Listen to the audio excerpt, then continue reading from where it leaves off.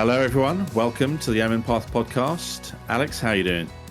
Yeah, I'm doing good, man. It's been a long time, hasn't it? Yes, yeah. The prodigal son returns. You're back from your, just being generally unavailable. Basically. It's been busy. I think everyone's been busy, haven't they? So yeah, I don't know what's going on recently, but like work's been busy, stuff outside of work's been busy, and it's just been absolutely crazy. So, and we did attempt to do a podcast not that long ago, but my computer failed us and we couldn't record it. So yeah, that was upsetting. It was very upsetting. Yep. But anyway, we'll keep those guests a little secret because I think they'll be in. I'm looking forward to talking to them. And yeah, we'll be all good. So, new year, new us, and all that sort of stuff. What have you been up to, Dom? Talk to me. So, the last thing of note I did was attended the Aetherdrift pre-release. We'll talk about that a little bit later, but go on. Okay, yeah. Sorry to cut you off there, but we're going to be talking about Aetherdrift. What else have I been doing? What else have you been doing? I guested on the lovely Shattergang EDH stream. Yes, you did, yep. I built a new deck, my Gorgon Kindred deck, Snakes and Gorgons, did pretty well, actually. It needs a tweak. I need a few nastier cards in there. Maybe boost it up to a higher bracket, shall we say. Well, careful. Again, we'll talk about the brackets a little bit later on as well. That's lots to talk about. But what am I allowed to talk about now? Anything, but Aetherdrift and the brackets, basically. Okay. Oh dear. Yeah, I had a good Christmas. Yeah. I hope everybody listening had a good Christmas and festive period, of course. I think a lot has happened since we last recorded, but also not a massive amount has happened, if that makes a bit of sense. We had the Innistrad set kind of came and went, and no one paid too much attention to it. I feel like it kind of appeared and disappeared because the Aetherdrift previews kind of drowned it out a little, but also, yeah, there wasn't much fanfare, honestly, around it compared to some of the other reprint sets that we've had. I feel a little sorry for Innistrad because actually I do quite like Innistrad as a set, as a plane, as a theme, vampires and wolves and all that sort of stuff. I felt like this was Innistrad with some notable reprints and exactly what you've just said. Aetherdrift was on the horizons and it just completely pushed it into the void, which was a real shame.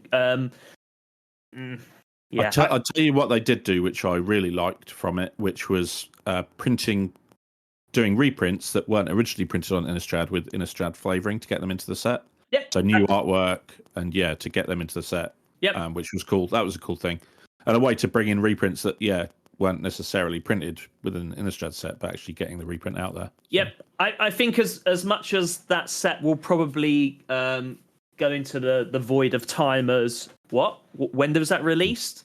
At least these reprint sets, they're not to everybody's liking, but it is a nice way of getting some squeezing some reprints in there. I think it's a real shame, really. But I haven't had much time to do much. I actually quite fancied maybe doing a draft in Innistrad, or doing some of the other events that was going on, but. It went by so quickly. I know down at Langdon, I think they had a weekend of it, and then disappeared into the void, sort of thing. But it's interesting because there is no pre-release as such, is it? It's like your store might do a draft, but there's no big event actually to bring you in like the pre-release for a regular standard set. I think it's a shame. I mean, I don't think you could call it like a pre-release kit, but I think if they were to do the same type of thing, but I don't know, maybe even just call it a release kit or maybe rebrand it as something else, I think people would still attend it. And I think it's a bit shorter, it's a bit less time than a draft. Like, I know some people are tight for time. They've got 4 or 5 hours and that's it. And honestly, drafting you shouldn't be much longer, but it inevitably is, unfortunately, isn't it? Mm. Yeah, it's just the drafting process takes a little while, but it is one of the best ways to play, honestly. Do you know what? We we got an invite to go do some really high powered some cube drafting stuff. I think we need to make some arrangements and get that going because I think that would be fantastic. I think it's a power cube if I remember rightly. Yes, yeah. I think we need to. Yeah, I need to have a chat with Jack and get that sorted out. That sounds fantastic. What have I been up to? Not a massive amount, admittedly. I have been working a lot. I've been doing lots of stuff outside of work and Magic the Gathering. Just been busy. Life has been very, very busy. I know it's always become a bit of a joke between us because the amount of times we're like, oh, we'll do such and such. I'm like, I'm sorry, man, like last minute stuff or all that sort of stuff. But yeah, it has been generally busy. But we are here today and we've got two main topics we're going to be talking about. We're going to kick off with Aetherdrift and then we're going to talk about the new bracket system that was announced a couple of days ago. But let's start with Aetherdrift. Dom, what are your thoughts on Aetherdrift as a theme, as a set, and then we can go into some of the cards maybe afterwards. So for those that don't know, Aetherdrift with the Omen Paths opening up all across the multiverse. Yes, they are. Someone in the Infinite Wisdom decided to hold some kind of death race across the multiverse. They did. So you've got it's probably one of the closer things to an unset you'll get whilst being in universe. Mm-hmm. But yeah, so it's all about vehicles and also mounts, which you've seen a return. Yep. And yeah, they're all racing to try and win the Ether Spark, which is a Planeswalker Spark in an artifact. So just on that point, because actually I think that's quite an interesting way of doing it. So like you just sort of said, it's basically a multi-planed death race, and the winner wins this big, Ether Cup, basically. Yeah. I think that is a really interesting card, actually. I kind of looked at it and I was like, oh, I like this. I like you can attach it to, I like the idea that you can make that sort of common creature, effectively give it a spark, basically, within the lore of it. Yeah, it's a very interesting card. It's the first equipment Planeswalker for a start. Yep. Is it the first artifact Planeswalker as well? I think it might be. Ooh. Most Planeswalkers don't have a typing except their name, do they? So I don't think so. No. Which is almost So how it works is you can +1 it, and then it attaches to a creature. And when that creature deals damage, it adds that many loyalty. But whilst it's attached, obviously you can't attack it. So, and then you can minus to draw some cards, and then you can minus 10, I think it is, to add 10 mana. 10 mana of only one colour. Yep. Got it which is fruity. If you've got like a little creature with double strike, that builds up surprisingly fast. That's right. This is exactly what I was going to sort of say. I think if you... this wants to be a combat style deck. If you're popping this in, initially I misread it, and I misread that it said combat damage, and all of a sudden I was just like, oh my god, like this could be amazing. Something like Niv Mizzet. I'm just going to draw myself some cards. Oh great, I'm going to do some damage here. It's just going to ping up. But I misread it, and it was actual combat damage. But as soon as I thought that, I thought damage. Yeah, that's what exactly. I do every time I attack. Yeah, exactly. Every time. But when I was reading this, I thought actually this would be really cool and say like a proper combat-y style deck. I think actually I'm considering maybe popping this into Dogmeat. Actually, my Dogmeat deck, my pet deck, because I think this might go down really nicely. He hits so hard that actually you're going to get up to that 10 pretty quick, really quickly. Yeah. Yep. I mean, to be quite honest, if my worst case scenario of this is I attach it and I can easily do 5 damage, really. And if my worst case scenario is I draw 2 cards in my second main phase, I'm a bit like, yep, I'm down with that. You do have to be careful because obviously you can only activate Planeswalker once per turn, so you can't attach it and then negative it after combat or anything. You are right, but with a little bit of setup. As well, I know I've got lots of artifacts, stuff, synergies going in there, so I think this might be a really nice addition to it. Also, I just want to, I can't remember the copy name, but the serialized versions That Oh, version, Mhm. looks really nice. It's got like the multicolours in the back, so it's sort of got blue, yellow, green, and I think a flash of red behind as well. I think that looks really, really nice. And I mean, some of the showcase cards in the set are kind of cool. They've done this when they previewed it. They did this. They previewed this like gold foiling, and the way they previewed it was just bright yellow. Yeah, and it didn't kind of do it justice. Once you got them in your hand, they do look a lot better than the previews. I'll say that much. I definitely agree with that. We've had this a bit recently where we've had special showcase or special version shown, and they're obviously very difficult to show on camera or even as a digital preview. I was going to say, or as in a digital version, they've been very difficult to showcase. But actually, when you get them in front of you, they are pretty nice. I was a bit 50-50 about their yellowy gold background, but actually, because it is more of a goldy colour in the flesh than it is yellow. So, I know the first ones I was showed was probably a Mythic spoiler, and I thought they just looked almost a bit too yellow. Do you know what I mean? Like, yeah. Actually, when you get them in the hand, they're more gold, and they actually do look quite nice. Yeah, as I'm just sort of flicking through here, I just want to note the lands in this set. The artwork is so good. They look so it's quite interesting, isn't it? You can got some full art lands where it's from the perspective of a driver of one of the vehicles in the race. Yep. Which is kind of cool. So you can see like wherever they're racing through, so it's a mountain, you can see the mountains and stuff. But it's as if you're in the driver's seat of the vehicle, which I think is really cool. I think it's a really nice touch. It's something a bit different. Obviously, what have we got here? 5, 10, 15, 20, 25, 30. We've got 35 versions basically of a basic land, which you could argue is a bit over TT. But the thing that's really nice as well is each copy of those basic lands, well, the first 15 anyway, they're from the perspective of, I think, from different planes, if I remember rightly. So we're racing through a bunch of planes, aren't we? So so the set goes through like Amonkhet, and I want to say, is it Vishkar or something? The renamed Kaladesh? I believe it is. I can't remember. Unfortunately, I've been looking at just so it's kind of gone from my head. But so basically, Rebels have taken over and renamed the plane for various reasons. But and then there's some others. I think there's a couple of planes that we haven't seen yet. I haven't actually read the story yet for these ones, but so there's some interesting cards that actually will return to those planes. We won't be racing through them. We'll actually be, visiting them. Yeah. I think they're. Go on. I was going to say it's a way to give a little preview.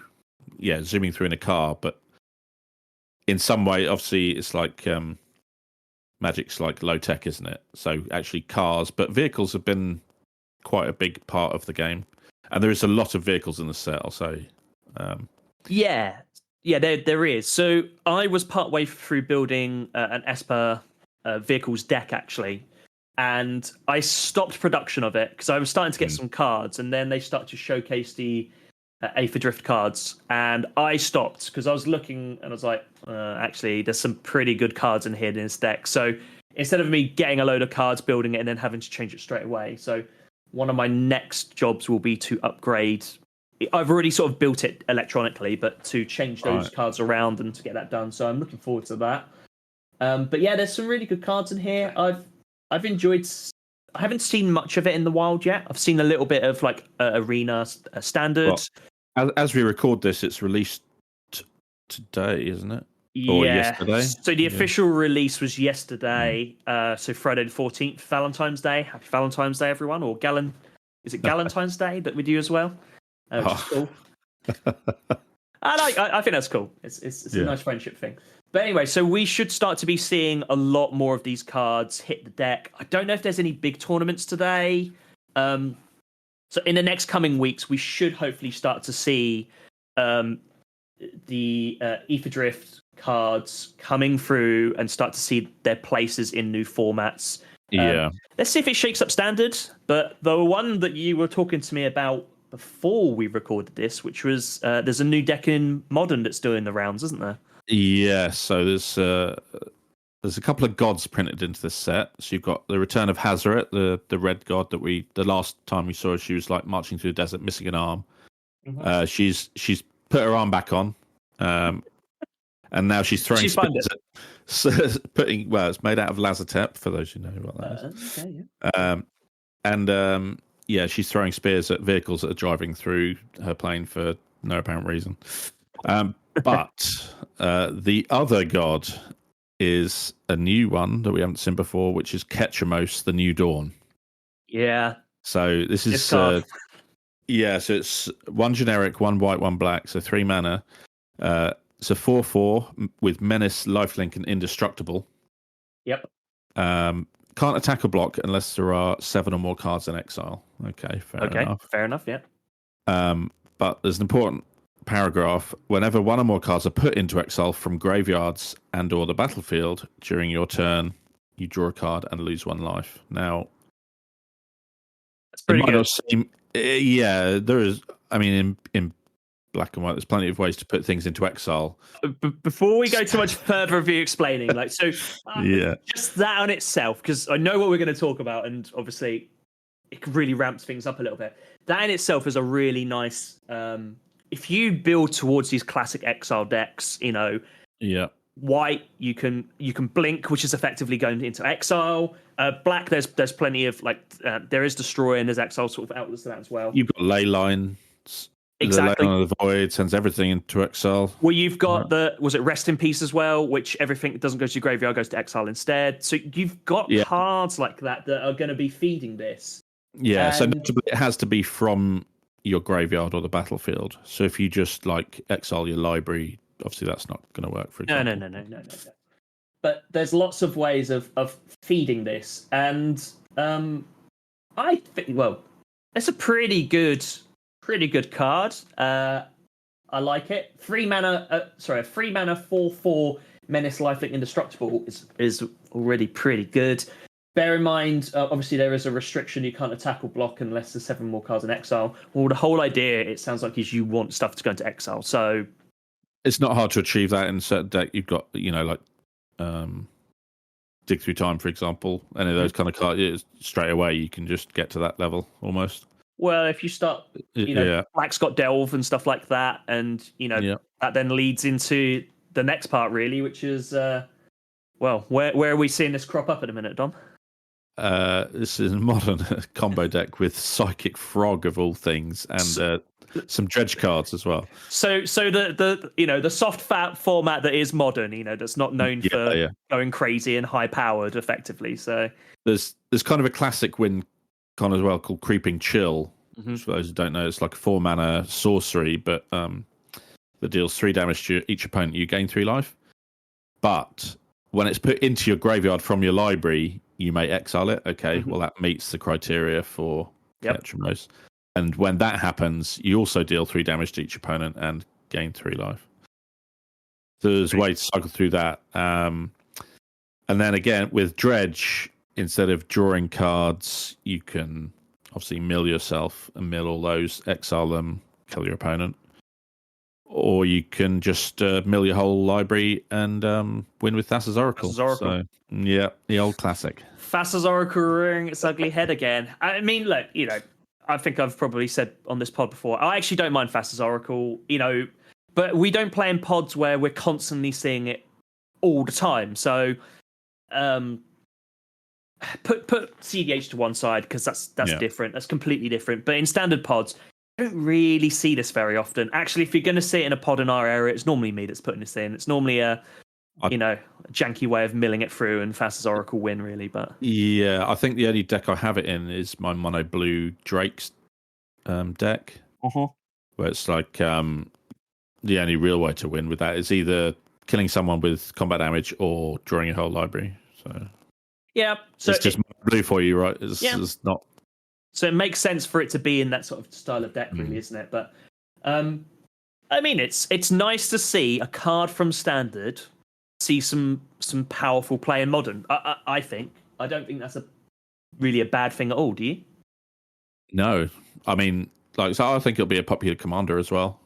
I agree.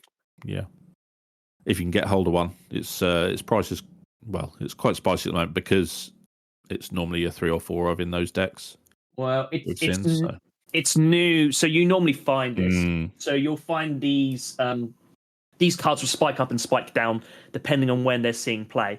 Unfortunately, when things hit modern, they do tend to spike up considerably. Bear in mind, this is a standard set as well. You would hope that it'll be opened a lot, and it's only released today, right? So there's not many copies out there at the moment. Once the set's been opened a lot, but in some ways, if you don't like vehicles, I'm not sure you'll be opening this set very much. No, because it is quite heavily weighted towards that style of gameplay, and vehicles are kind of historically kind of a little slow and clunky. Yeah, very. You had outliers like the Reckoner Bank Buster and things like that, but that's that going any deck. The vehicles in this are I all... love that card. I love Reckoner Bank Buster. I absolutely love that. It was one of those cards that it's really weird. I sort of slotted it in decks. Sorry to cut you off here, by the way. I slotted it in decks pretty much from when I first saw it, and I just really like the utility behind it. I thought it was really, really cool. It wants you to draw cards. It wants you to get through it, so then you can get your pilot and start. Well, you can crew at any time. I really liked it. I was a big fan of it, and then started to see a bit more play because of its utility. And I was like, I was so glad to see it. Really was.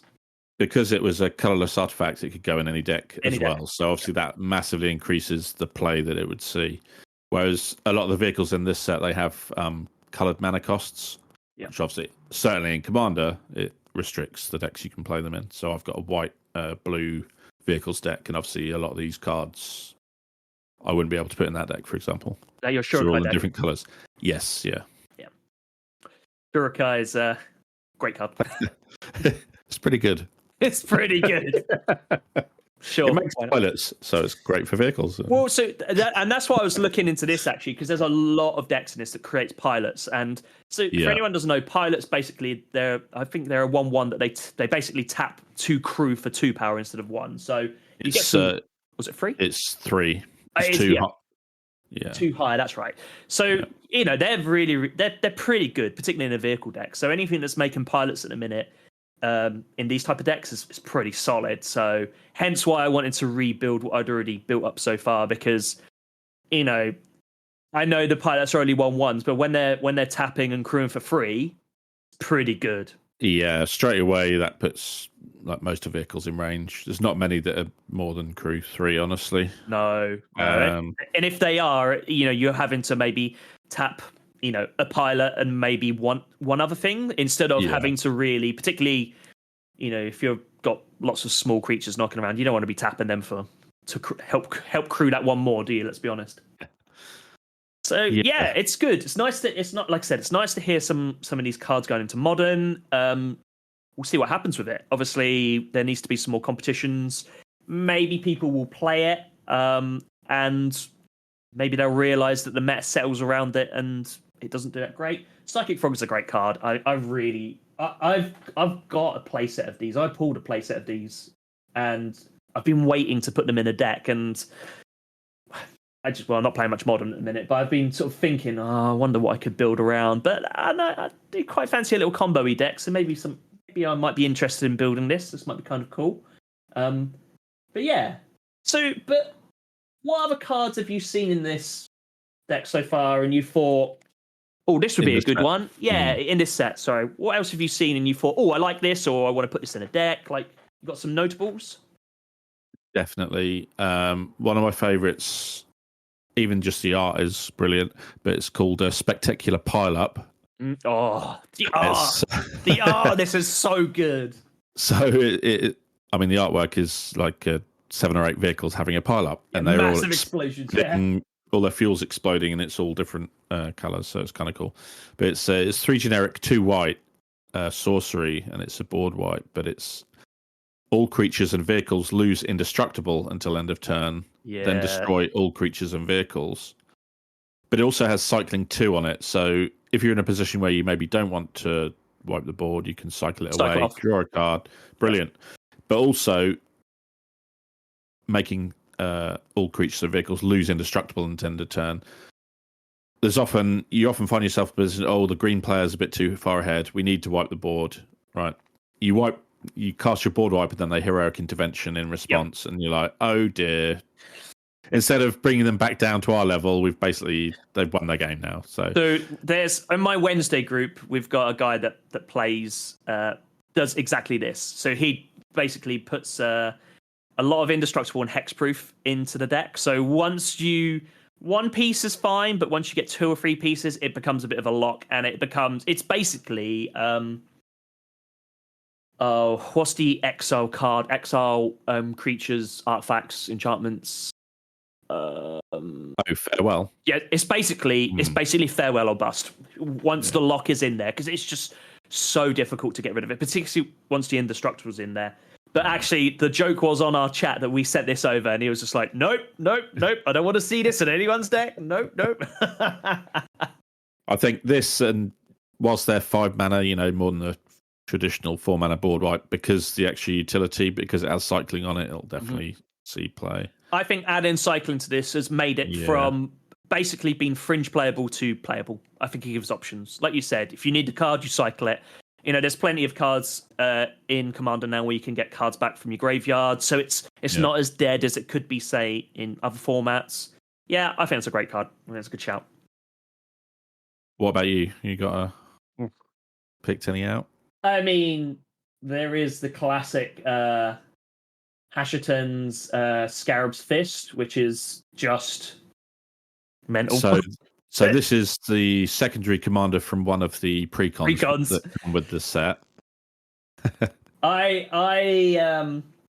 like this card. I like this card a lot. A lot of people. So for anyone who doesn't know, it's a white and a black for a 1/3 legendary creature zombie wizard, and it reads: whenever you discard a creature card, you may pay 2 generic and a blue. If you do, create a tapped token that's a copy of that card, except it's a 4/4 zombie. I mean, you can do all sorts of crazy stuff with that. Yeah, this is kind of a I guess you could build a reanimator. It's in reanimated colors, isn't it? And actually having 3 mana for something you've discarded to create a copy of it is insane. There's some crazy stuff you can do with this card. So I have a Esper reanimated deck, which is Rafine, and I love that deck. It's one of my I built a long time ago. The only real cards that change from it are the reanimator spells. There's a little shift from them time to time, or the big creatures that go in and out. That's the only real changes. I am tempted to swap these around and see how they go. I'm still going to have Rafine in the 99 because I think Rafine in that deck is fantastic. It feeds it beautifully. It's great. Or I might just put this in instead. I haven't quite decided which one, but I think this is either going to be the face commander of that deck, or it's definitely going in the 99 because you can just do so much with it. It's like, oh, you want to destroy, the Alish Norin? Yeah, it's fine. Don't worry about it. It's going to come back as a 4/4 zombie. Do you know what I mean? Absolutely. Yeah. Okay. Some of the other ones that I picked out are, where is it? So there's a land called Muruganda Raceway. Mm-hmm. So this is a colorless land, and there's one of the new mechanics from the set is called Start Your Engines. Yep. So this says Start Your Engines. So people who don't know what it does, if you have no speed, you get speed at 1, and each time your opponents lose a life on your turns, it increases up to 4. Yep. Once you're at 4, you're at max speed. So this land, it taps for 1 colorless. Or once you've achieved that max speed, it taps for 2 colorless. Mm-hmm. So you end up with the ancient tomb that's not damaging you. Yep. So this, start your engines in the game. Say you play this turn 1, get a little 1-drop out there, start building it up, and then suddenly it taps for 2. That's huge. I like this. I do like Start Your Engines. We were talking before we started recording. The only thing about this is that I think you need to commit to cards that say Start Your Engines in to heighten the chance of this happening. Yeah. So sometimes, and this is on commander, you might end up struggling. Yeah, I think, and even then, I still think you're going to need to add some more cards in. So it's a little bit like adventure cards. I was reading some stuff about adventure yesterday, actually. I love adventure. I think it's a great mechanic. The only thing I'd say is the first iteration of of adventure which come in Thrones of Eldraine, pretty much not all of them, but most of them were either wild or very, very usable, particularly in Commander. Yeah. The next iteration that came through in Baldur's Gate, I believe. I can't quite remember. Was it there's all Cycles of Dragons and stuff that had adventures on them. That's and right. Stuff Yeah, like yeah. That, wasn't there? So these were still playable, but nowhere near as playable as the Throne of Eldraine ones. So I love their utility, but when you've got the utility as 3 mana, basically go find a basic plains or basic land, whatever, great. But when you've then got loads of cards in your adventure zone and they're all 6, 7, 8 drops to get your big boy, that's to me. I know why that works, but it's just it's a bit too much for me. Whereas the Throne of Eldraine ones are really sweet because you can normally play them quite on curve. Then the creatures come in. Do you know what I mean? They mesh together. Yeah. Both sides of those cards were powerful, weren't they? Whereas actually, when they've done adventures since, they've probably had one side of the card that is optimal to play, and the other side is actually, if you've got nothing else to do, you can pay 7 mana for this 4/4 dragon. Yeah. After you've used the adventure, right? I think the payoff with those cards, particularly in Commander, is you either need. There's a couple of sort of adventure commanders now, quote unquote. Unless you're playing them, but even the collars are a little bit off with those, so you don't get the full access to them. But I tried building a Kenrith Adventures deck actually, but it didn't quite feel right. It just felt a bit. Bear in mind it's Kenrith, so as soon as you present Kenrith, people go, "Oh, it's a Kenrith deck," and you're going to get targeted, quite rightly so. Yeah. But it just wasn't quite as quick as I would have liked it. But Start Your Engines, I think, is, if you build in and around it, I think is a fine mechanic, and I think will be good. Some nice payoffs with some nice cards attached to it. Yeah, I think in Commander it's a lot easier to connect with one of your opponents and force them to lose life if they don't. I agree. There's always someone without a blocker or can't block your 1/1 flight, that kind of thing. So it's a little easier. In 1v1, it came to a bit of a stalemate in some games. We couldn't get through to achieve this max speed, as they call it. Yeah, I think that's where some of the problems can come. But that's the difference between Commander and, yes, you have 3 opponents instead of 1, but it also gives you 3 times the options sometimes. And also the game is longer, so it gives you the chances to evolve these things more, I always think. Cool. We'll talk about your pre-release in a minute, because I do want to hear about this. But one of the other, say, notable cards I was half interested in was Radiant Lotus. So the last Lotus that was shown, the Jeweled Lotus, the fabled Jeweled Lotus that's now banned, people were pulling hair out and being like, "This is the most broken card in the world," and this was in spoiler season, and it deserved the ban. I'll say that much. I mean, it's very, very powerful. I mean, when it comes to, I actually don't think it deserved the ban, but we've already discussed that. If you're paying 0 for 3 mana, there's a reason Lotus is banned from the format. It's almost original Lotus in Commander a lot of the time. If you're playing your Commander, yeah, I do. I think in some ways it did make higher mana commanders more viable. This was my biggest. Yeah, this was my biggest thing with it. So actually, from this set, there's a lot of 2 mana commanders. Yeah, there is, isn't there? Yeah, powerful 2 or 3 mana legendary creatures that you can put in your commander.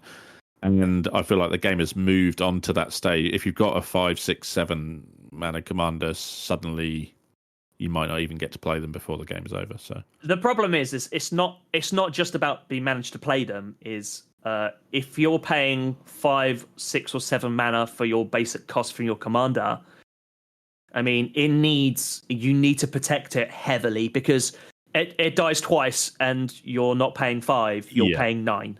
It needs to do something magnificent, like Etali. Yes. For example, you pay 7 mana, you're happy to pay 7 for it, because when it hits, you get 4 other spells for free. Right? Or if you build it in a package where you can get it back from your graveyard, so it's like, oh no, it died. Oh well, that's fine. Here's my reanimate spell, or then you can utilize it a little bit better at that point. But yeah, I do think that's the problem. Fast mana does speed up games, but it also opens the door to some of these larger mana costed commanders. but that's a swinging scale because you start using these accelerants in the lower cost of mana. They're coming up quicker. There's more powerful spells. So I see both sides. But so this one kind of, I would say, went underneath the whatever it goes underneath. But anyway, radar. That's the word. It didn't really go underneath the radar, but obviously it was discussed, but not really much spoken about. And the biggest reason, in my opinion, is its mana cost. So it's a 6 mana artifact that reads tap, sacrifice 1 or more artifacts, choose a color, target player adds 3 mana of the chosen color for each artifact sacrificed this way. So realistically, not only is it expensive, but you've got to go through some hoops to really make it pay off. This is kind of an end game card where if you've got 10 treasures, say, suddenly you play this, sacrifice all your 10 treasures, and you end up with 30 mana. And then you play some huge spell that will hopefully win you the game, like a Exsanguinate or a Torment of Hell, that kind of thing. Yep. You're basically tripling your mana from treasures, or even foods. Foods. So sack your food for 3 mana. Thanks very much. Yeah, clues. Yum, delicious. It's like this probably ends up in my Tivit deck because it creates a lot of clues, foods, and treasures, and then suddenly actually tapping them all to do some huge effect. Yeah, very powerful. So, yeah, there's lots of things you can do. Is this a dead card? Absolutely not. I don't think this is a dead card. I think you're dead right. This is a end game card that can just boost and utilize to help. This is a pre-end game card. I think is probably the best way of putting it. This helps instead of having an Exsanguinate for an amount. This then puts it to the point where nobody's really surviving it. Then do you know what I mean? Yeah. Because this doesn't end at tap, does it? No. You can play it and then straight away you can use it and get that triple mana. The one thing if you've got more than 2 artifacts, you're going to net positive mana, aren't you? Effectively. So this was my thinking. So bear in mind, I was saying I was building an artifact deck earlier. I'm building like the classic tap, untap, and with Fopters involved to try and do some doodling to get myself in there with a nice Emery as well, just to grab stuff back from the graveyard, all that sort of stuff. I think with an untap, with the outlet of the Fopters to sacrifice, as well as, so there can be your sacrifice artifacts, as well as this with some untap stuff.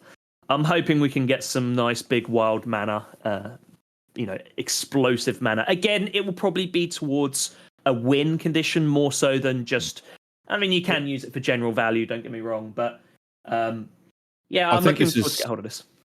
Yeah, I think this is it's actually quite an important card for artifact decks where you can often, say, create a lot of colorless mana, and sometimes maybe you just need that colored mana to kind of put the finish through on, and actually play this later on, and you can filter all of that mana by sacrificing your artifacts 100%. and getting the colored mana you need. So I think that the problem is, I found particularly in the past with artifact decks particularly, is they're always quite slow burners.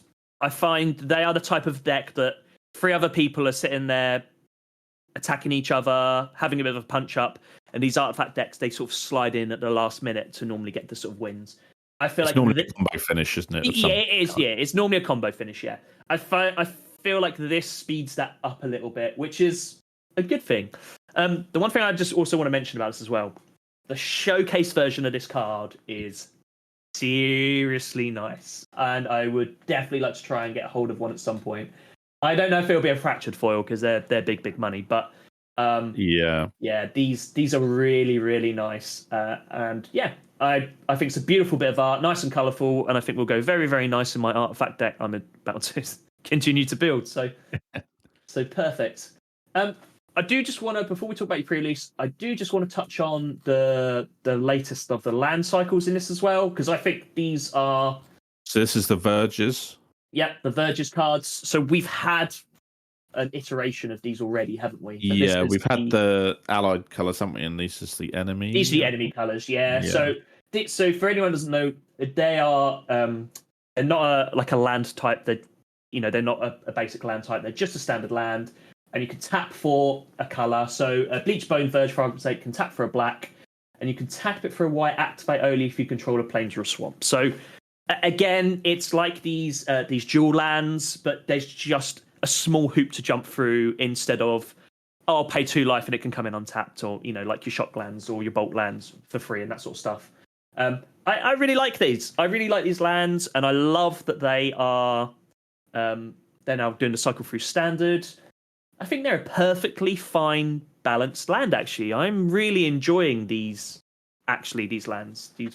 I think because you've got other land like the Surveil lands have got the land types on them, it's not difficult to get triomes as well. I know the triomes are coming in tapped, but they've got your land types in. Have they rotated yet or not? I don't know. I mean, I was thinking more for Commander. Yeah, they have rotated. They rotated a long time ago. Those ones did, didn't they? But yeah, do you know what I mean? There's lots of ways to make this work. So they make them very, very playable. My issue with the modern type of tri-lands, particularly in Commander, is they're still not great enough. I still always lean towards a bolt land, the shock lands, that type of stuff, because 2 or 3 for it to come untapped when I need it. And there's normally utility. The bolt lands have normally got some good cards on the backside of them, some spells as well, so there's good utility there. The triomes have got cycle as well. Do you know what I mean? Yeah. So you need a bit more of a payoff than land comes in tapped, you get 1 life, you surveil, scry, all that type of stuff. I normally avoid them. I normally get to the point when I start thinking, I'd rather have a basic, please. Do you know what I mean? Yeah, I think that the surveils are notable because they are fetchable. And some decks, like if you do end up building a reanimated deck, you actually might want to pitch something into your graveyard. So in those decks, they're brilliant. But yeah, sometimes you just need that untapped mana. Yep, which is fine, and there's nothing wrong with that. So I haven't played with any of this, unfortunately, and I know you have. You attended a pre-release. So how did the pre-release go? What did you find? What were your feelings? How did it feel to get your hands on this and start playing with it? I got absolutely spanked. This is what I like to hear. It's not just me then. I opened my card pool and my promo was Loot. Oh yeah, I do like that card. Magic's new mascot, so he's Haste, Vigilance, Double Strike, 2/4. So okay, perfectly playable. He's 5 mana in Timur. Yeah. And he has abilities on him which you can pay 1, tap him, draw 3 cards, pay 1, tap him, deal 3 damage, and I can't remember what his other abilities. Oh, I had him. But he's got abilities, and they're all. There's another mechanic from the set called Exhaust, where you can use them only 3 damage to any target. Yeah, so it's 3 damage, draw, and add 3 mana. Was the other one, isn't it? Yeah. So Exhaust is an ability on a card that you can only use once per game. If you blink it, obviously it's a new object, you could use it again, but generally once they're on the field, you've used it, you can't use it again. Unless you get around, play a second copy or blink it or something like that. Yeah, that's right. So this guy was my promo, and I was like, the only other good card I opened, all my res were all over the place, and because this set has a lot of cards that are coloured mana pips, none of my other res were in colours really. The best card I probably opened was Bright Glass Gearhulk. Yeah. Which is green-white. There's a new cycle of Gearhulks in this set, which are all pretty good, They're pretty good, yeah. I like these. Yeah.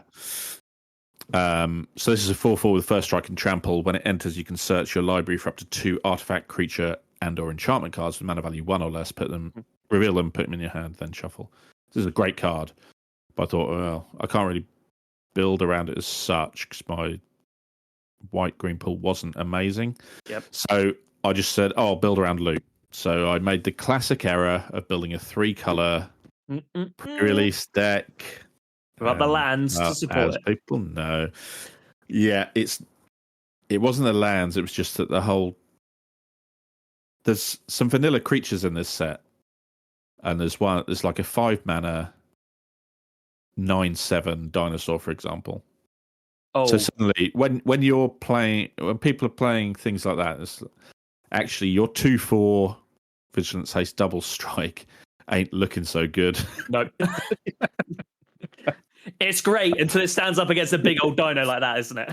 And I played against a good friend of ours, Joe, in the pre-release, and there's other cards that allow you to fetch vanilla cards out of your library and things like that.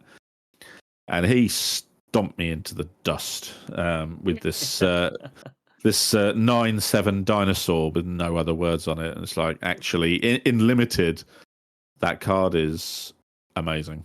Yep. So after I lost my first 3 rounds, I then tore my deck apart and I rebuilt around the Gear Hulk. And white green in this set, it's all about saddling creatures. So rather than the vehicles, it's more about the creatures and the mounts. So you can tap things to mount them, and when they attack, you get a bonus if it's been mounted, as it were. Hello. Saddled, I should say. It's a mount, but you saddle it. You do not mount the mount. You do not mount the mount. Just remember this, guys. You do not mount the mount. It's a big faux pas. Okay. You saddle the mount. Yes. So yeah, and my deck was remarkably better, and I did actually win my final game of the pre-release once it was rebuilt. So lesson learned. There will be no more 3-color pre-release decks for me. That sounds a little bit like my Ixalan pre-release, where I built my deck and then halfway through the day, after I got absolutely stomped, you said, "Why are you ignoring your most powerful cards?" and rebuilt the deck, and all of a sudden I started winning. Yeah, that set was interesting because I did build 3-color in that set, but the set supported it a lot more. There's a lot more ways to get your lands you need. I always think as soon as you step away from 2 colors in pre-release, I personally think you need the payoffs or you need the cards that support it very well. Otherwise, you are one step behind. You can splash a color, right? But actually, building a full 3-color is not easy. And I failed. So there we go. Yeah. So but the set itself was quite interesting. The mounts, the vehicles can be a bit deadly, but there's some very powerful ones in the set, actually. So I got run over and stepped on by huge dinosaurs. So there we go. I think that it was fun. Yeah, it was fun. So I've not done one for a little while as well. So it was good fun to get back in there. Nice. Very nice indeed. I'm hoping to get my hands on. I've opened some stuff. I haven't opened as much as I normally do. I'm looking hopefully to get some more maybe tomorrow actually. So particularly some more collect boosters because I have been enjoying those. Yummy. But I'm looking forward to actually playing some. So I might even grab a couple of pre-release kits and I've got pre-release kit behind me in a minute, but I haven't done anything with it. But I am looking to do some pre-release stuff, so maybe we can get together and make our own small pre-release, and I can get stomped. Let's make a date. So we did actually attempt this, didn't we, doing Foundations, and then we did. Yeah, we did.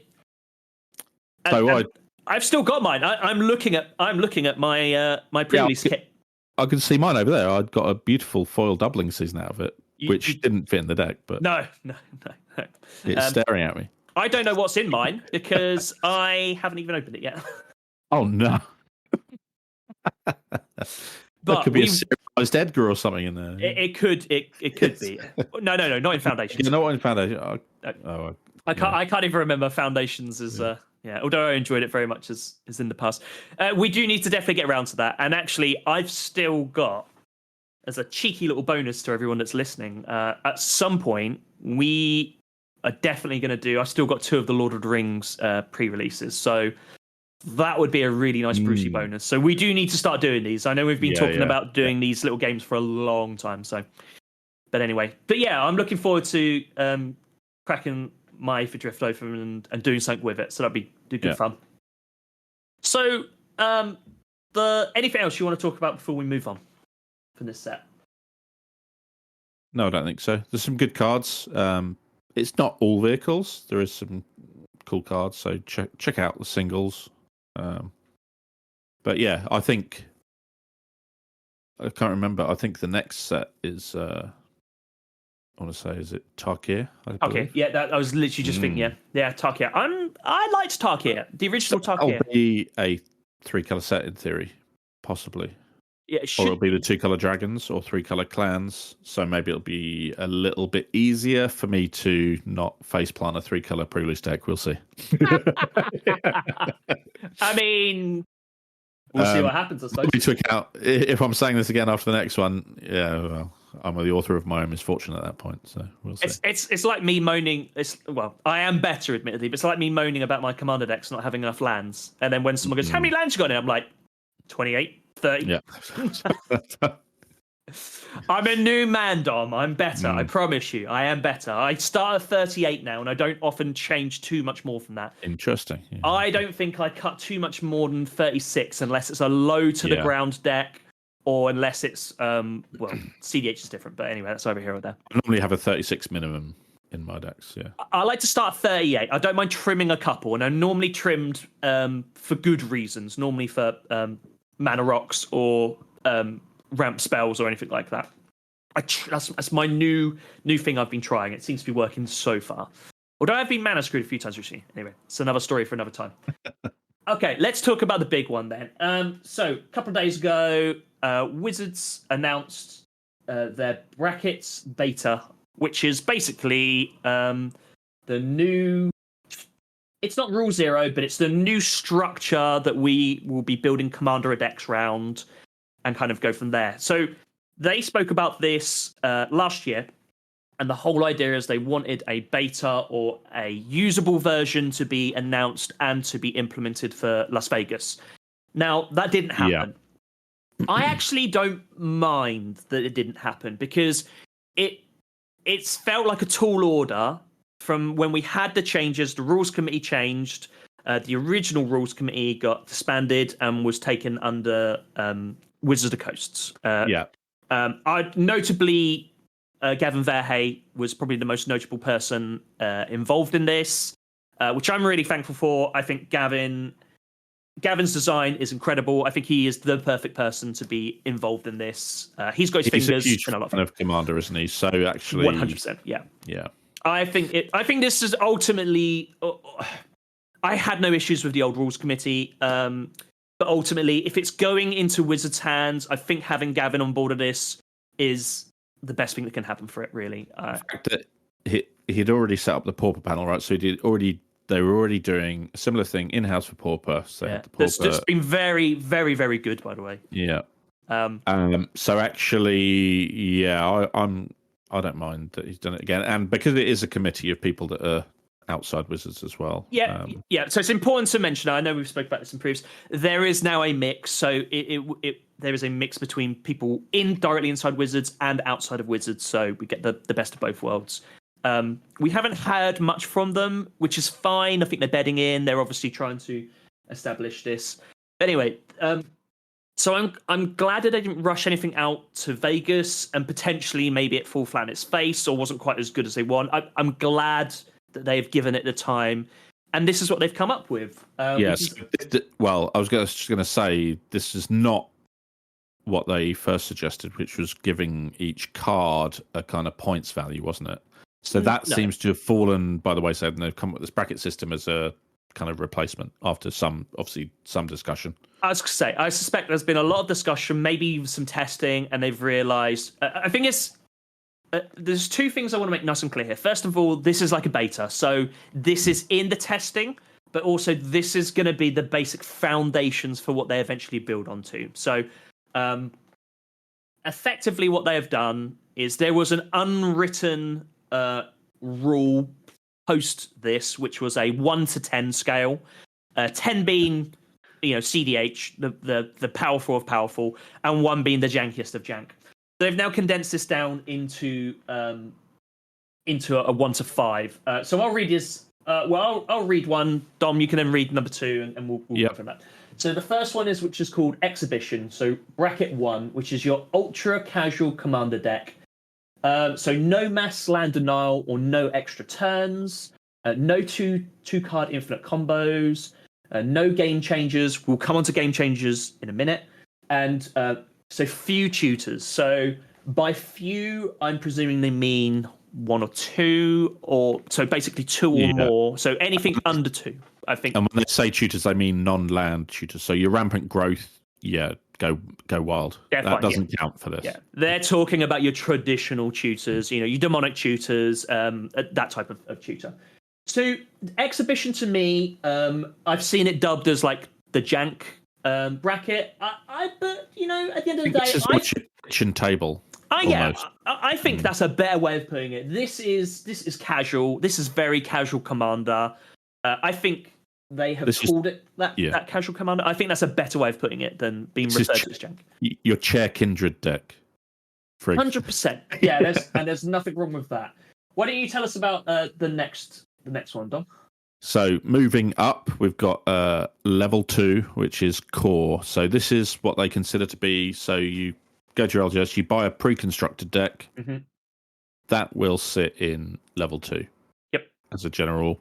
So this is, again, no mass land denial, no chaining extra turn. So maybe there's a card that gives you maybe 1 extra turn, but you won't be taking infinite turns or anything. Yep. No 2-card infinite combos. Again, no game changes. And then, again, few tutors. So it's fairly similar to the first one, but no extra turns is the only real difference here between Exhibition and Core. I think the big note... Yeah, this is the big notable. I had someone message me about this a couple of days ago, saying that there's no difference. The big notable is the no chaining extra turn. So if you was to get an extra turn, like a one-off, that's fine. The chaining of extra turns is... what's the is it time sieve? Yes, that is how I generally win with my Tivit deck. So you can sacrifice 5 artifacts, take an extra turn, and on that turn you will almost certainly generate 5 more artifacts, and you can. So that is an example of the chaining of the extra turns, isn't it?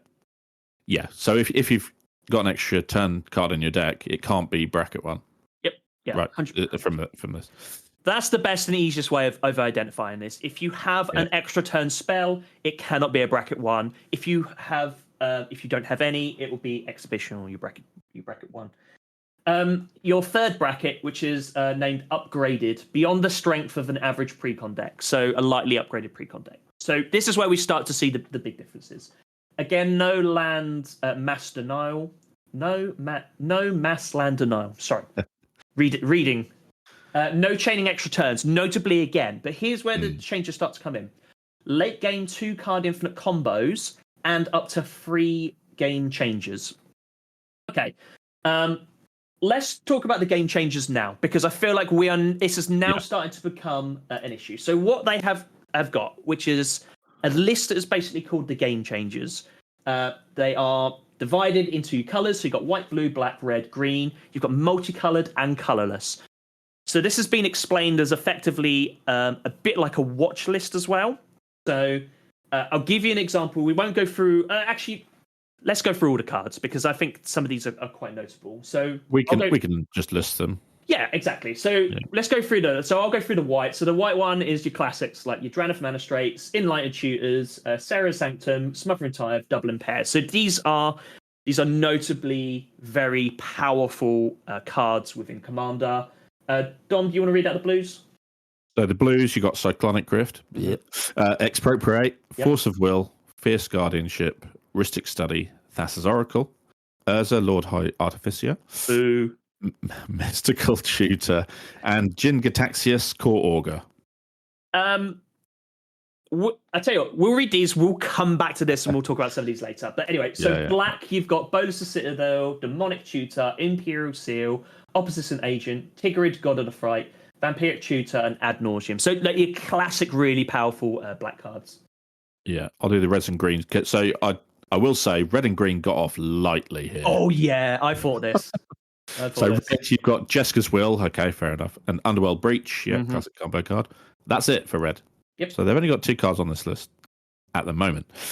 Green, you've got Survival of the Fittest. Vorinclex, the Voice of Hunger, which is semi-land denial. And Gaia's Cradle. They're the only 3 on the green list. So yeah, I think both of these colours have got off lightly. But I think so as well. But obviously that skews towards the largest list on here. Maybe having colourless, and we'll come to that in a minute. Is blue. Blue is a very powerful colour. A lot of these cards, they're notable cards. Again, we'll come back to later. Blue and black have got the most because historically they were the colours that are most powerful, right? So. Yeah, definitely. Well, black, a lot of those are tutors and very restrictive cards. Opposition Agent. I mean, no one likes to play against that. Tegrid, the same again. We'll pick this apart a little bit. Multicolored cards. Kinnan Bodder Prodigy. So I love this card. I hope they don't ban it.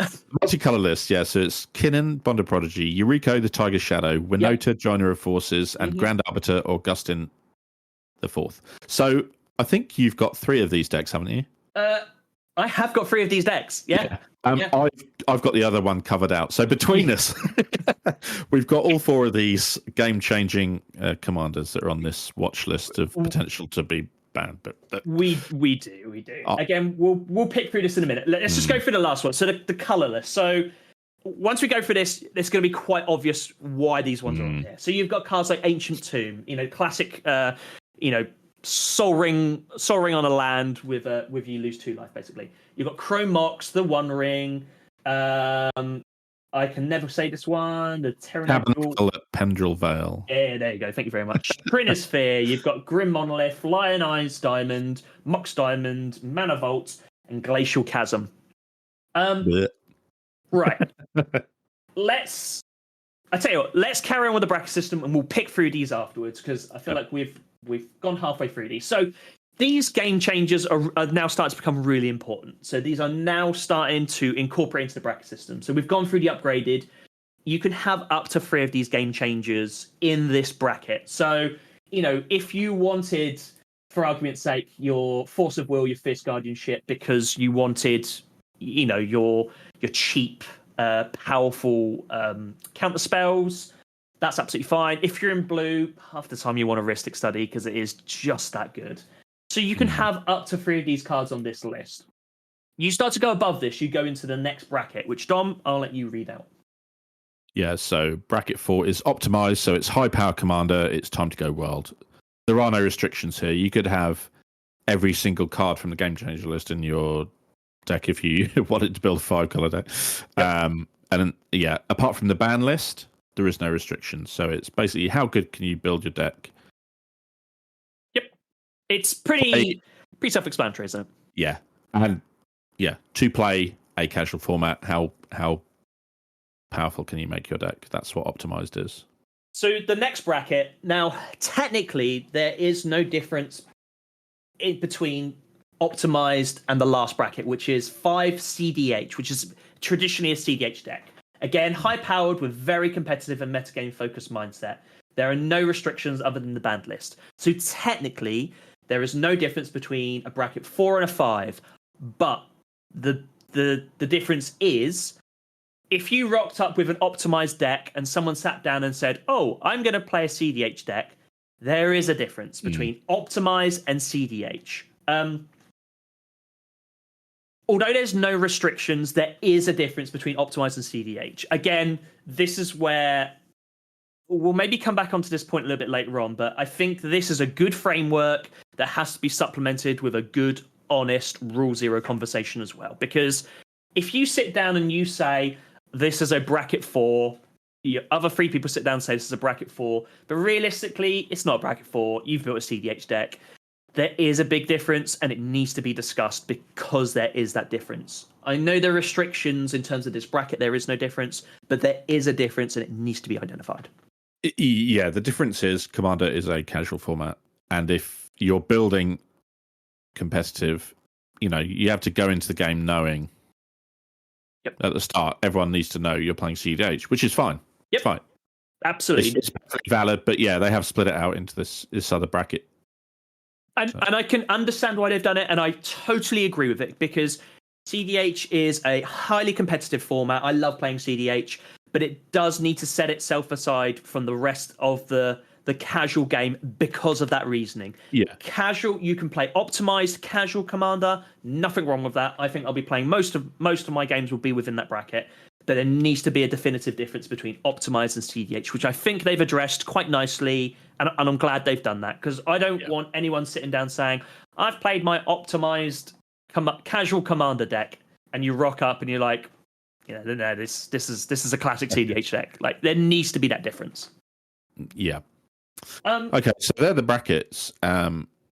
Should we go back to the game changer list then? Yeah, I think let's trawl through some of that, and then we'll talk about some generals over this sort of stuff.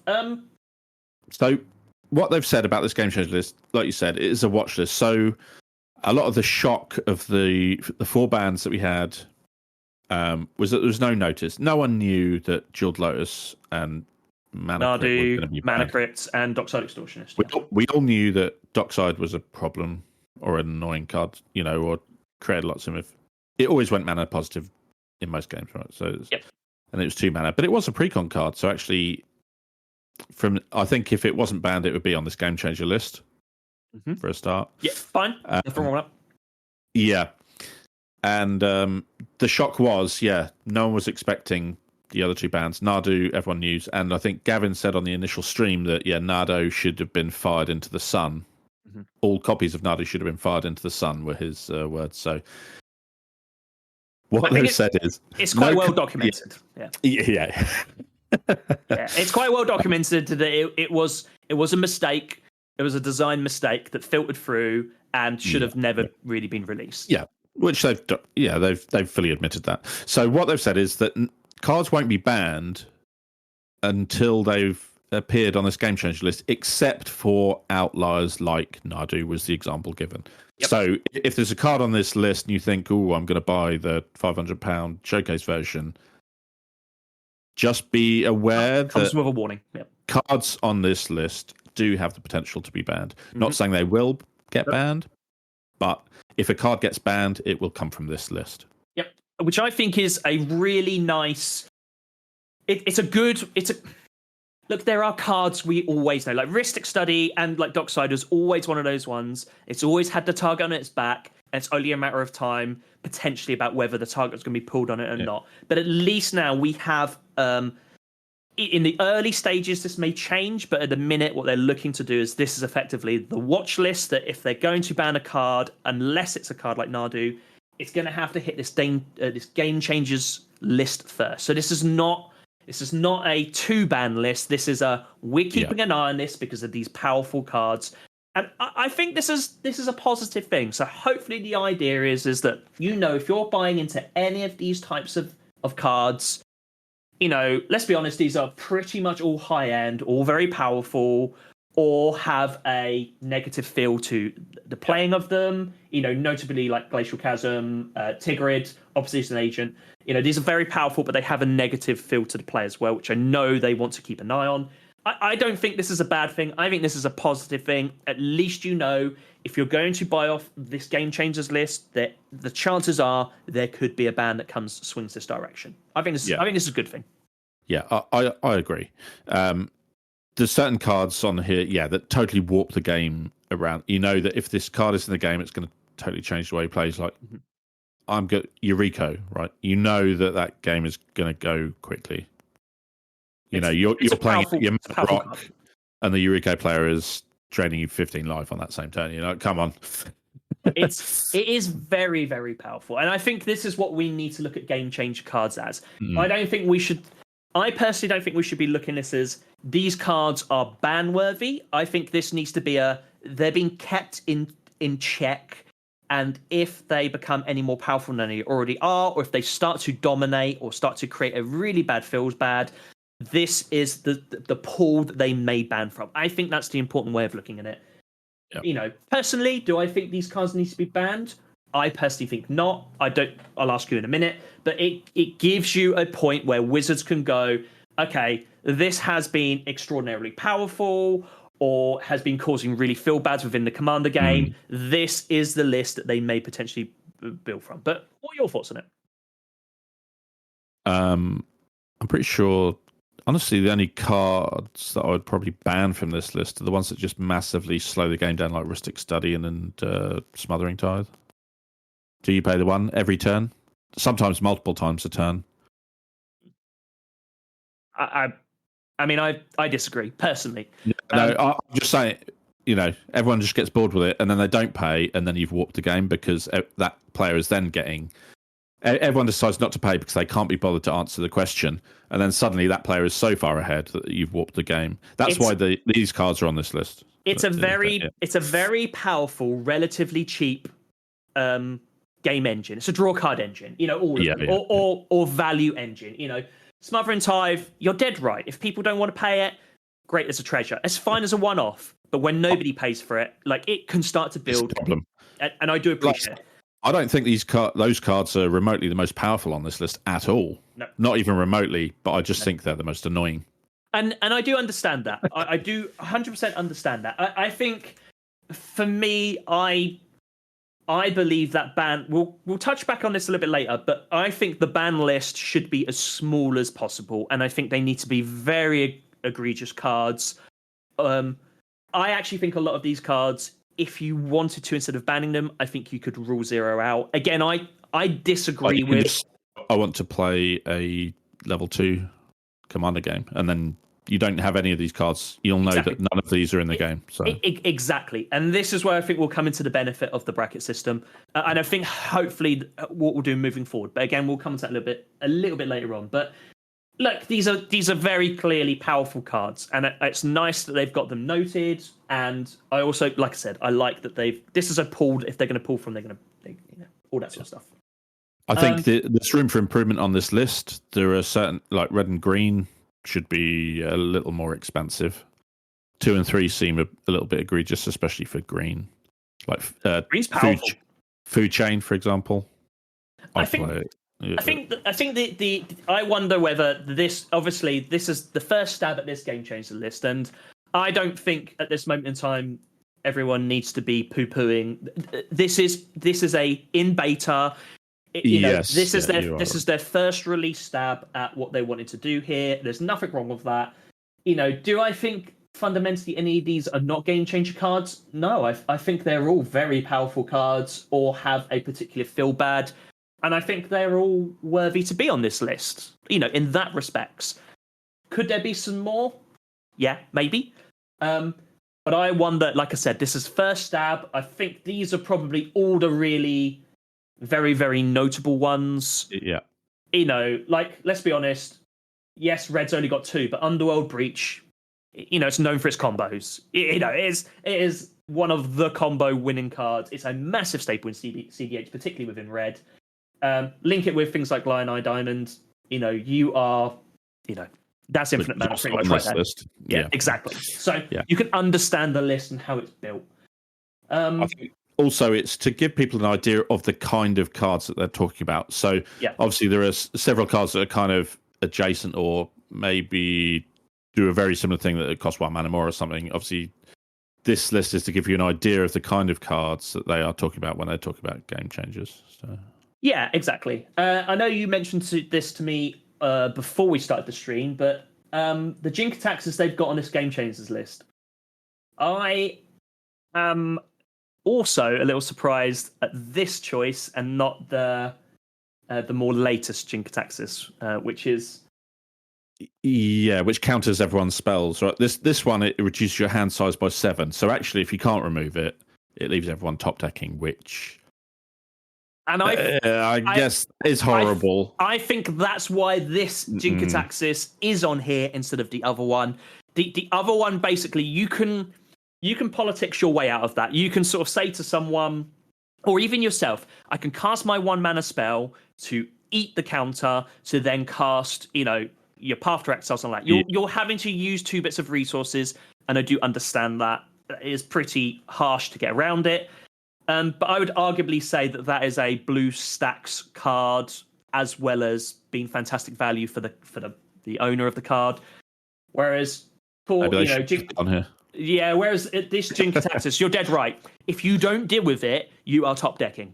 Yeah, I get, like you say, the new version. Actually, you've got 3 opponents all with some cards in their hand, and maybe you can work together to remove it. Whereas this one, actually, if it goes a full rotation, no one's got any cards in their hand, and then you simply can't deal with it. Exactly. Yeah. So I think that's probably the reason for its choice. I mean, Do you think there's any cards on this list that you're surprised are on this list, or shouldn't be on this list? I know. Look, I don't want to pick over it too much because this is all very new. This Game Changers list will probably change. I'll probably add somewhat added, some taken away. But do you think there's anything on here that you particularly think that shouldn't really be on there, or you're surprised that's on here? I don't think so. I haven't actually seen Trouble in Pairs in the wild. I guess you just draw too many cards in white, and they don't like cards being drawn in white. I have played this card actually, and I found it a little bit problematic personally. I've always found when I should be casting it, I've got other stuff I want to play instead.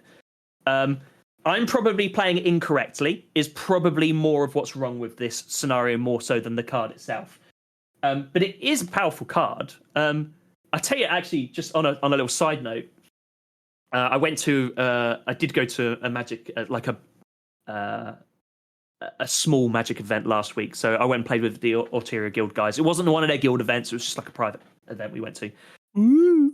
And I Super secret guild club.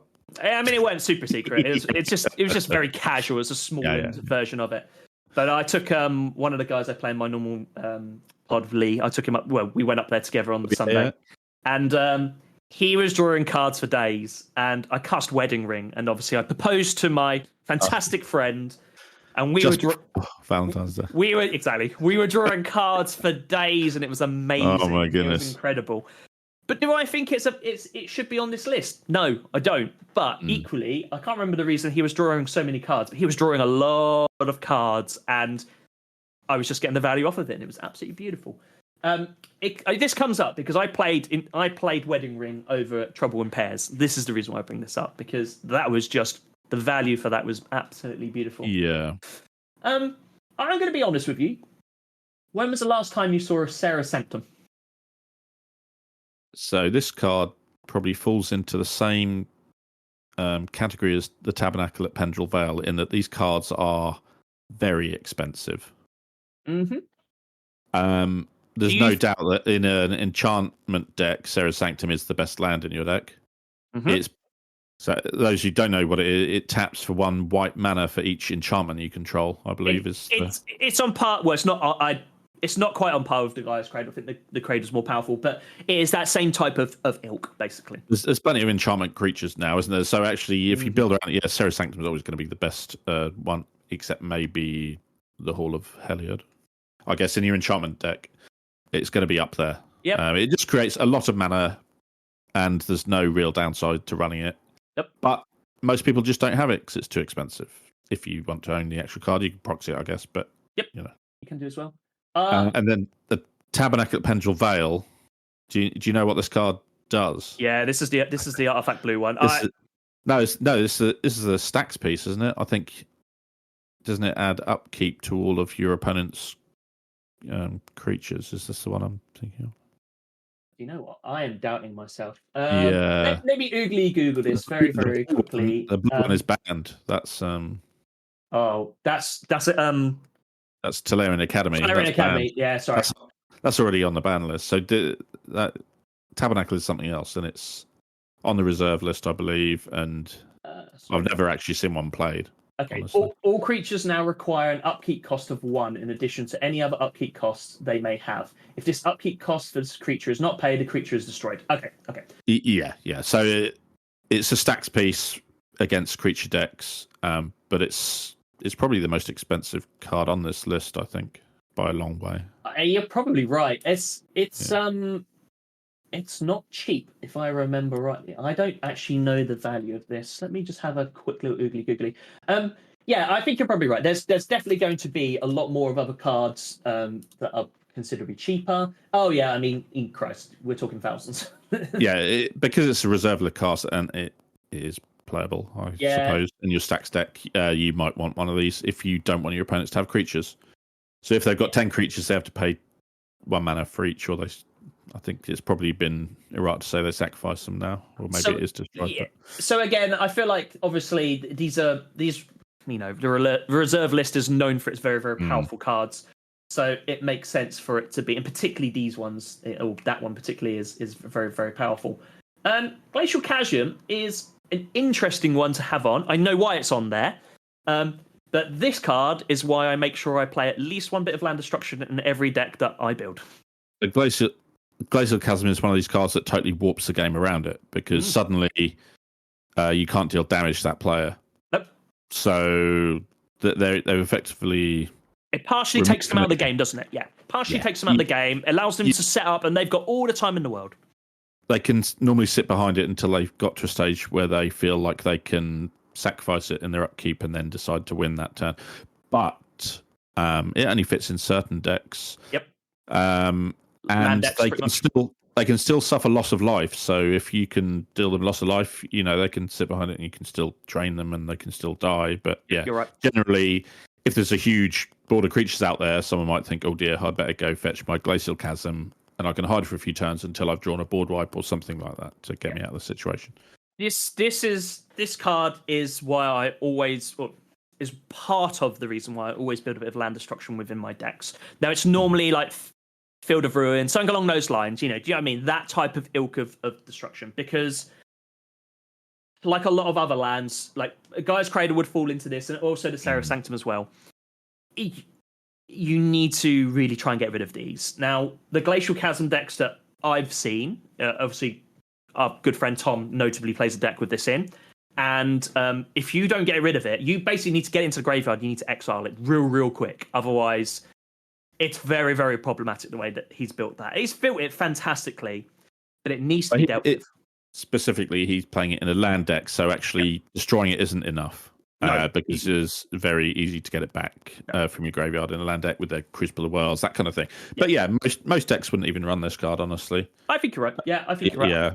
I've tried putting in a few decks, and I've taken it out almost straight away because it's too problematic. I'm having to destroy it myself to then be able to do what I need to do after it. It can be problematic. You can't attack while it's in play either. No. So you're literally just drawing your card, casting a spell, and then maybe passing the turn, because you can't attack or anything. No, so if you've got an aggressive deck, obviously this is not going to be in there. So, but let's hope it gets banned for Tom's sake. He doesn't deserve that. Get rid of that crutch. Yeah. Right. Okay. Well, look, we've gone through the game changers. We've overviewed the game changers list. I don't think we need to go through every single one of these cards. I'm going to be honest with you. It's maybe a bit controversial. I don't actually think Force of Will should be on this. It can counter any spell. It can. Yep. No, you're dead right. But so you can be tapped out and then still counter any spell. That shouldn't probably happen in Magic ever. The thing is with Force of Will is I understand its power. I understand how people feel about it. You have to give up quite a bit. You've got to have another blue spell in hand. I'm not defending Force of Will here, by the way. Honestly, I'm not.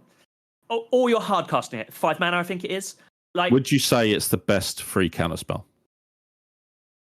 And I guess free is a loose term. Yeah, sure, there are other costs to it. But the problem with Magic is the whole system is built around mana resources and things. So in terms of mana value, yes, I think you're right. All free spells are a problem, because when you look across the board, you see your opponent, all of their lands, all of their mana artifacts are tapped.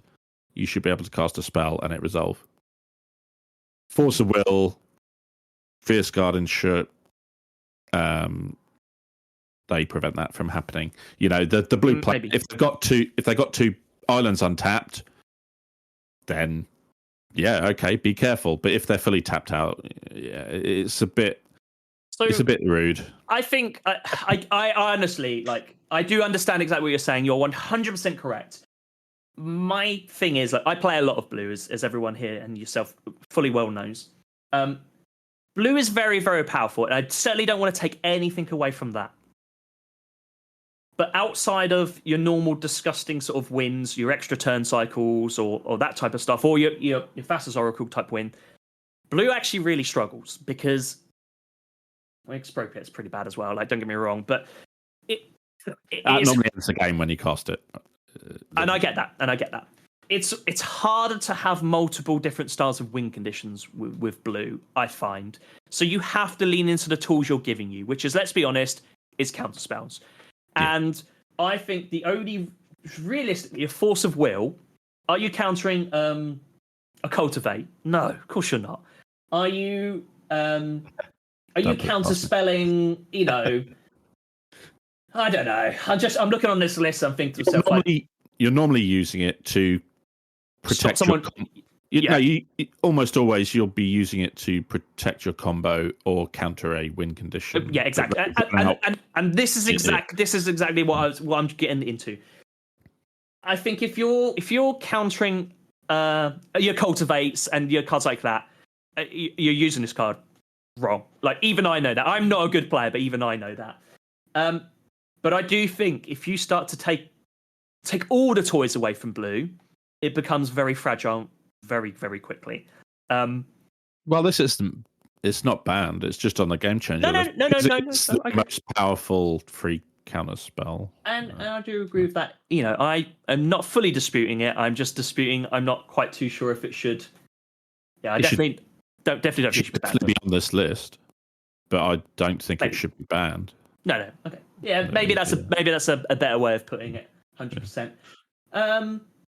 Right. Let's overview this then, Dom. What do you think about this bracket system? I like it. Before, like you said, we had this 1 to 10 power scale that everyone ignored because it was useless. Actually, this will tell me that when I lose to your level 4 deck, I can say, well, actually, mine was only a level 2, so, you know. Okay. It's designed for matchmaking. So if you've got a regular play group, this might not honestly do anything for you. Yeah. Whereas actually, when you're heading down to, say, your LGS or an event or something, actually you can say, or they could have some tables for core. So you know if you rock up with a precon there, you're going to get a fairly even game. Mm-hmm. Or you can have an upgraded or optimized part of the hall to play that kind of game. So this is what it's designed for. It's designed for matchmaking with people that you might not regularly play with. Yep. And it does do a fairly good job. The trouble with the game changers list is there's 20,000 plus cards in Magic, so maybe there should be an extra 50 cards on the list, but it's too much bandwidth to have to remember all of those cards. What I will say is that all of the deck building websites, they presumably they coordinate it, but they have already. I know Moxfield. Moxfield, Architect. They've all got a game changer section. When you build your deck, it'll tell you this is a game changing card, and it'll tell you what bracket your deck fits into, which is a general guide. Because, like you say, there's always going to be someone that says, I can build a exhibition deck that's going to, beat all these precons. Well, if you've done that, then you fit into bracket 3 or 4. You know. So yeah, I think it's good for what it's designed to do. Yeah, sure. I guess most of my decks fit into 3 and 4. I do actually have a lot of precons, which obviously would fit into number 2. I don't think I've got any level 1s. Maybe some of my opponents would disagree with that. Maybe my snake deck's a level 1 at the moment. I need to put some game changers in there. But yeah, I think most of my decks will fit into 3 and 4, which is fine. And, when I put down a lot of the time when you put down your commander, people will know generally what level, what your deck is about if they've been playing for a little while. But it's a way for meeting new people saying, I want to play a core game. Sure, here we go. I've got a precon with me. There you go. Let's play a core game. Play an upgraded game. Okay, so I've watched a video. I've taken 10 cards in, 10 cards out. Okay, let's play a level 3 upgraded precon game. That kind of thing. Generally, yeah, like you say, most decks will sit in a 3.5, 4 bracket. And that's fine. That's fine. You know what you're getting into. And generally, that's always been the case when you play in a random pod anyway, honestly. Everything's a 7. Yeah, everything's a 7, but those 7s will now fall into the optimized bracket. So if someone's rocking up with a precon and your deck was a 7, you're separated from them by 2 brackets now. Whereas before you would be just running it into that precon. Mm-hmm. is how I would see it. I think you've articulated that really well, and I agree with you pretty wholeheartedly with everything. The only one thing I don't quite agree with is I feel like this is like, right, first and foremost, I think this is a really good foundations to build upon. I think you're dead right. It's quite, to me, it's quite clear. It's quite obvious. Core is basically your precons. Your freeze. I think you're dead right. I think what most people are going to be seeing is threes and fours. I think the new saying is going to be everything's a 3.5. Do you know what I mean? I think that's going to be the new saying. Obviously, if you're playing CDH, you're playing CDH, so no one's going to say I'm playing a bracket 5. Like, I wholeheartedly believe that. I think you're dead right. I don't think many people are going to see ones. I don't even think I've got a one. I don't know. I did build some stuff that maybe fall your into. tree beard when it still had like 20 lands in. That was probably one now. Well, so I'll touch on that in a minute because I've got some. Yeah. Now it's got 4 lands in. It's optimized. Yeah, exactly. So the one thing I'm going to say, first and foremost, right, like I said, I'm pretty happy with this. I think it's a really good structure to build upon. I am honestly really, really happy with all of this. The biggest thing I'm going to say about this system is exactly the same as the 1 to 10, and is exactly the same as when you go and sit down with pretty much anyone. The biggest issue is always going to be the people that use it. So again, this rule zero conversation. If you sit down and you say, right, okay, what are you playing? And they go, oh, I'm going to play an upgraded precon. Okay. Upgraded precon is a wildly different sliding scale. I've changed my really expensive mana ramp for your classics, your cheaper ones, blah, blah, blah, blah, blah, blah, compared to something that, say, would be a bit sort of cheaper to go up to and that sort of stuff. The tree breed is a really good example about this. So I have checked on my Mox field, and it has exactly what you've just sort of said. It's given me my day. So that tree beard deck of mine is a bracket 2. Bless you. By the way, that's what it's got down. Precon? It's not a precon, exactly. So again, this is not me poking fun because the system is new. It needs tweaking, all that sort of stuff. So how many? Yeah, interesting. But so all I was going to sort of say is I think it is still vulnerable to the it still has the same vulnerabilities as the old system. If everyone is completely honest with everyone, these systems should be easy peasy, lemon squeezy. The issue is, and my only concern with this bracket system is I think what you're going to find is a lot of people are going to start building around the bracket system. So they're going to say, oh, I've got a bracket 3. So within the rules, or not the rules, within the brackets, it fits nicely within 3. Does it play like a 3 should do, inverted commas? No. Do you know what I mean? I think this is going to be it. But again, this is not the bracket system's fault. This is what people are going to try and use and abuse. Again, it's going to be like, oh no, this is a bracket 4. And then when you play it, you're like, no, this is definitely feels like a CDH deck. Like, do you know what I mean? But again, it's my thing is how people use the system more so than if it's used with the best intentions. I think it's fantastic, and I honestly think it's a good starting to go from. I do really like the game changers. I like that there's an idea that we know what could be banned in the future, so keep your eye on. We haven't mentioned this yet, but I'll be really interested to see what they unban, because they are talking about unbanning cards from the banned list. I think they gave an example of Coalition Victory, which is a really old win condition. So if you have one land of each basic type and a permanent of each colour, you win the game. Mm-hmm. In Commander, that's insanely easy to achieve, because if you've got a 5-colour Commander, that counts as all 5 coloured permanents for a start. Yep. But it's choreographed. Yeah, there's it's a game changer. It's just an alternative win card. Some hoops to jump through, which makes perfect sense. But yeah, just come back to these. So anyway, we'll probably do a little bit of a podcast, see what I get some bang. So I think it'll be really interesting to talk about. But like the bracket list, I think there's some really there's some examples of where things fall through the cracks, and I think the Treebeard is a good example about that.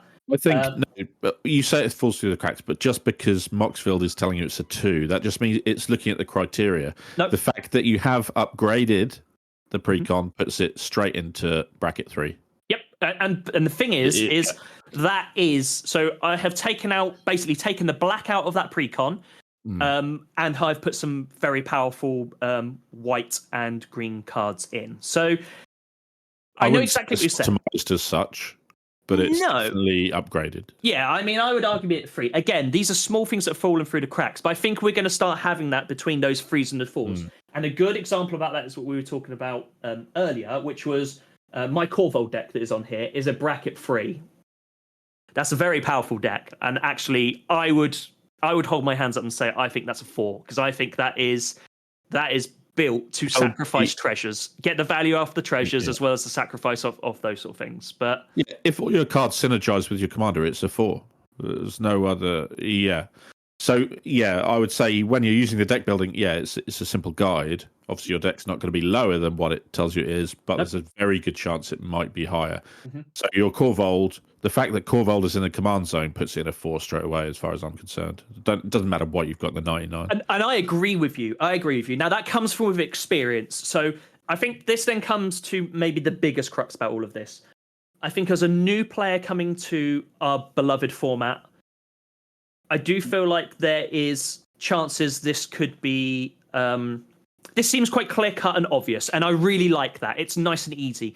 But again, when you drill down into the detail, there can be some... I think there are going to be some stuff that falls through the cracks. Look, I want to make this nice and clear again. This is a beta. They will improve upon this. Will they ever get it perfect? Who knows? But I think there'll be some changes.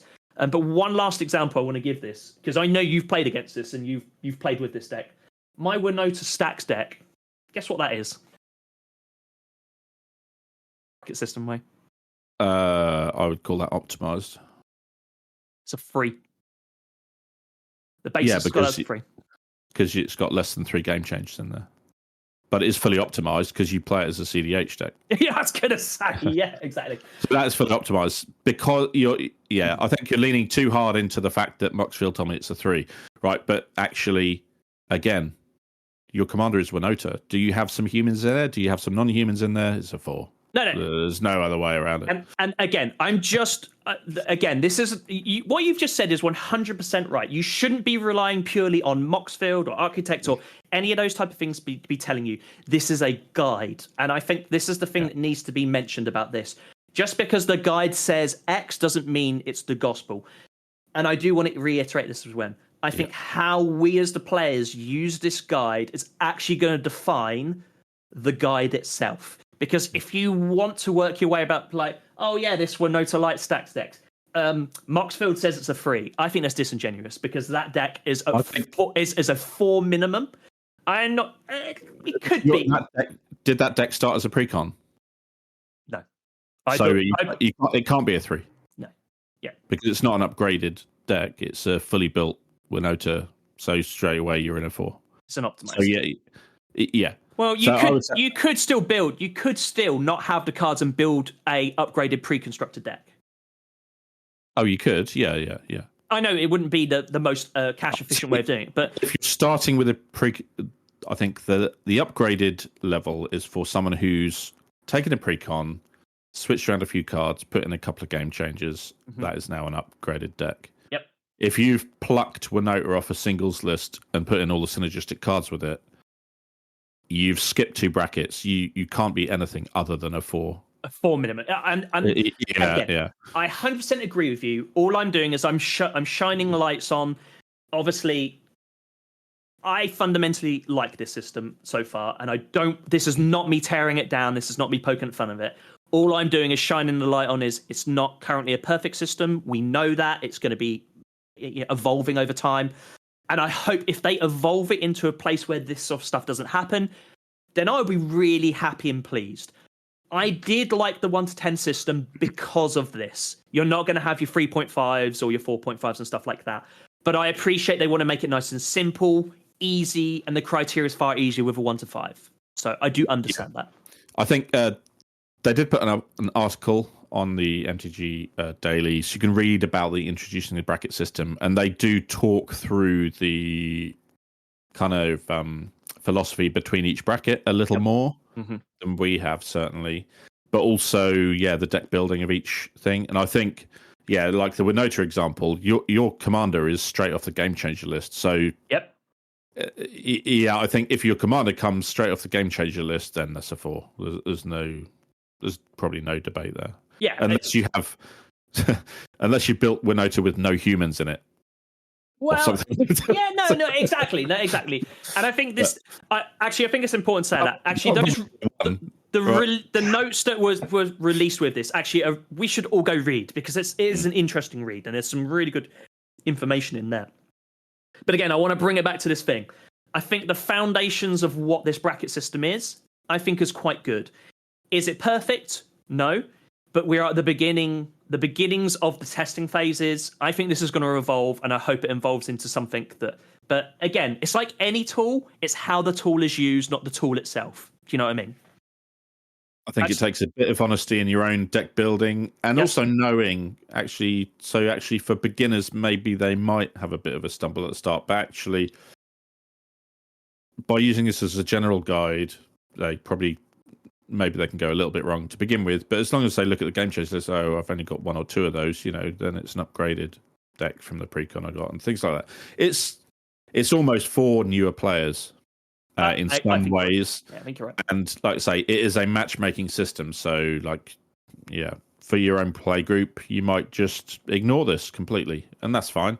Yep. But if you go to an event and you meet, you can go over to the level 4 and play there. But maybe there'll be some people with a little level 2 section. Actually, you can run out your pre-con. That's exactly what it's designed for, and I think it functions perfectly fine for that. Yep, exactly. Again, it's the same as the Rule Zero. If everyone goes in with their hearts on their sleeves, with all the correct information, we can relatively all make the right decisions to play the right level decks. As soon as someone holds back that bit of information, or not just holds, actively tries to hide, that's when it becomes a problem. But that's any system, not just this system. I think if you say, I'm going to build this level 1 deck that's actually fully optimized, it's not a level 1. You're just being dishonest at that point. Exactly. I think it's you might get one game with it, and then people just say, well, we don't want to play with you anymore. So. Well, exactly. But equally, it's those sort of things where I think when people go into games like that and they build decks like that, I mean, why would you want to? I mean, I don't understand why people do that. Don't worry about it. It's just I don't know. I don't know why. Hacked, but it's fully optimized. Yeah, exactly. Impossible. I'll be interested. Maybe there's some content idea. Try and see how far you can push the bracket system. But again, it sounds like we're poking fun at it, but it's not. I generally think it's a solid foundation to build upon. I do think there needs to be a solid Rule Zero conversation as well, a bit of honesty. But I think that about any system, I think would have to be supplemented with honesty. Yeah, I agree. I think, this somewhat takes away from needing a Rule Zero if you're at an event, because you can just queue up for the section that you want to play in.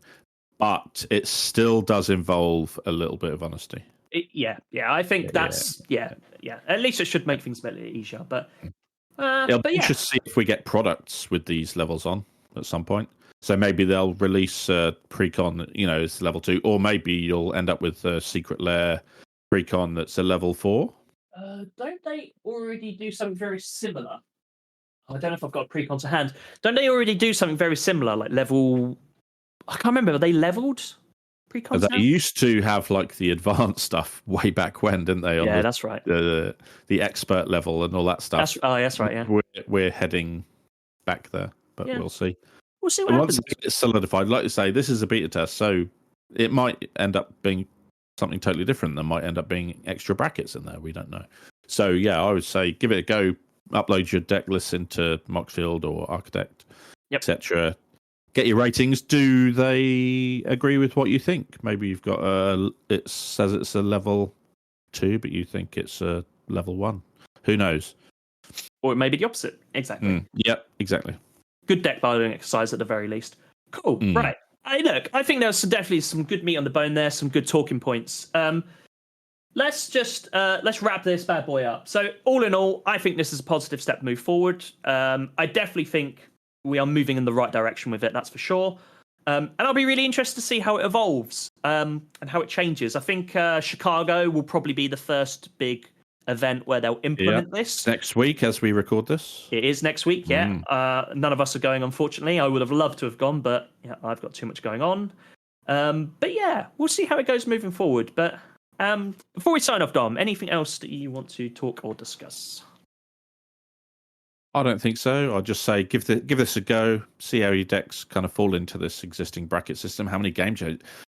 How many game changes have you got in your decks? Yeah. That'll be interesting because above 3 puts you into optimized. Do you have what you think is your worst deck, but it's got 9 game changes in it? So that'll be interesting to hear from people.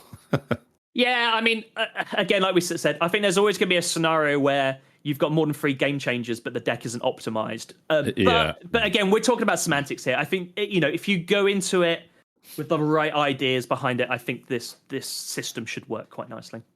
Yeah. Cool. Well, cool. Look, we'll see what happens with Chicago, and I look forward to talking about it further in the future. But for everyone that's listening and watching on the YouTubes, thank you. Make sure you give things a like, share it all. But what do you guys think about the bracket system? Your pros and cons. Do you think it's going to fall flat on its face? Do you think it's going to end up being wildly popular? Let us know. Get into the socials and let us know what you think about it. Dom, until the next time, I'm sure there'll be plenty of stuff to talk about. I'll be seeing you soon anytime. So, but yeah, until the next podcast, we'll see you next time. Farewell, everyone. See you later, everyone.